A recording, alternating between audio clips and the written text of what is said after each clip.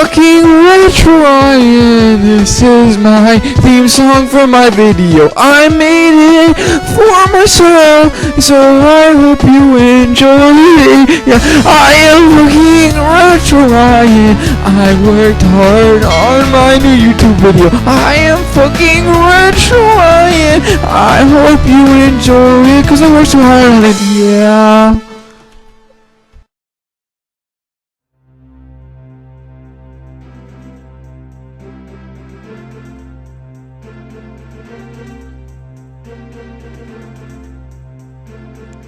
Hello my friends, it's RetroRyan here, and I'm coming at you with the long-awaited list of the top 5 best boss fights in Nintendo. I know you guys have been wanting to hear this for a while now, and I'm so gracious to be able to grace you with this video. So, let's start out at number 5.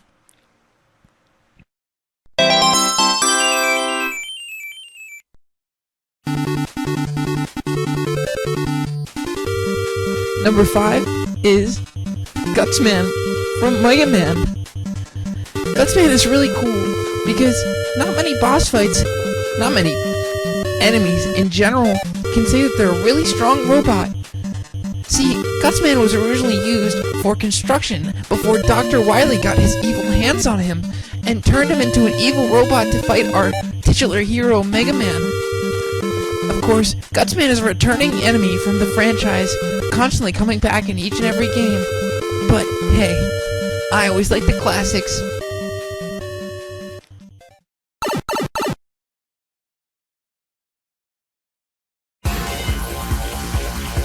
Number 4.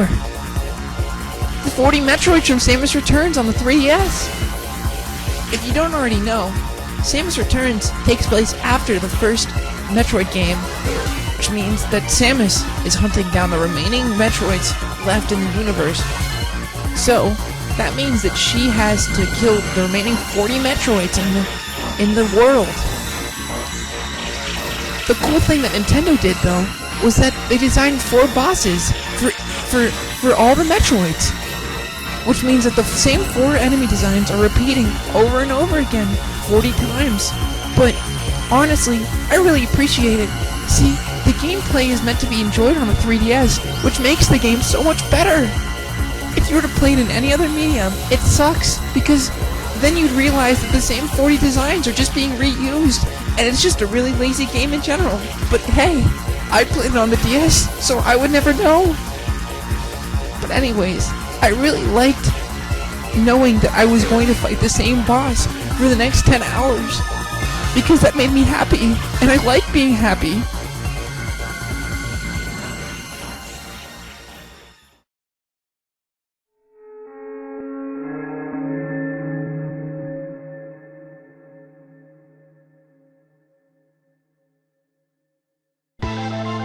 Number 3, I might get a little flack for this one, but it's actually Magic Master from Final Fantasy VI. But if you're an old schooler, you would know it as Final Fantasy III. Magic Master is really cool because he's located at the end of the Cultist Tower. And the Cultist Tower is really unique because as a dungeon, you can't use any physical attacks. That's why you gotta use the Yeti. See, it's really cool because he will have attacks that will insta-kill you, and if you're not prepared, it'll freak you up. And see, you can only save outside of the Magic Tower, so if you die, you have to go back to the very start and go through the entire dungeon all over again. It's a very cool design for a boss. Number 2, I think you all saw this boss fight coming on the list.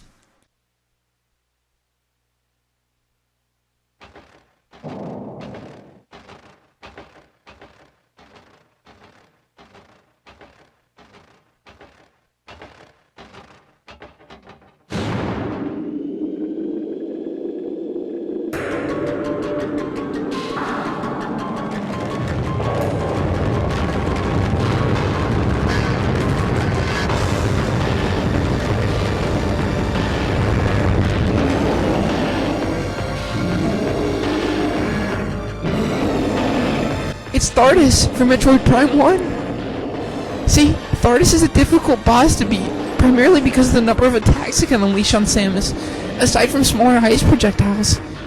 It can launch heavy rocks at the players and unleash a devastating blizzard that obstructs their vision. After receiving enough damage, this boss also turns into a massive boulder that rolls around the battlefield and deals massive damage to players finding themselves in its way. In order to defeat Thardus, one has to rely on the thermal visor. The weapon will highlight destructible rocks that will revolve around the opponent.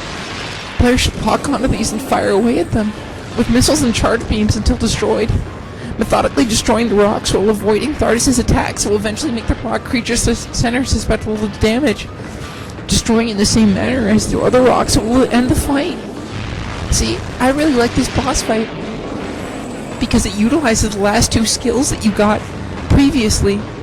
See, you come to Thardus and you see that he's just a big pile of rocks, and then he turns into this giant creature. I really think it's cool.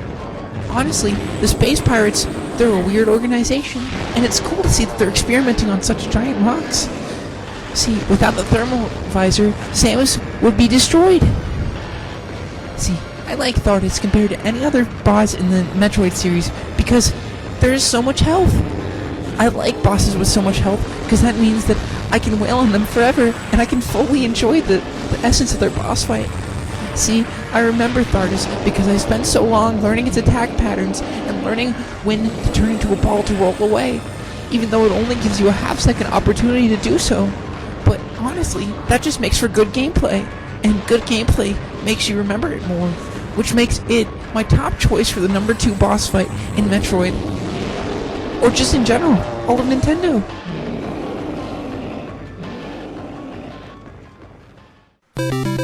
And number 1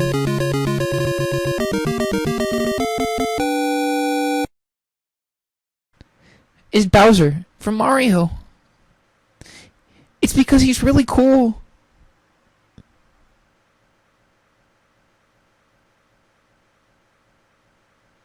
That was my top 5 list for the top 5 bosses in Nintendo history. And as always, I'm RetroRyan. Put your phone number in the comments. I want to talk to you.